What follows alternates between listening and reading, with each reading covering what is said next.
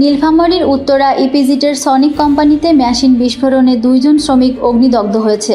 মঙ্গলবার দুপুরে কোম্পানিতে কাজ চলাকালীন এই বিস্ফোরণের ঘটনা ঘটে।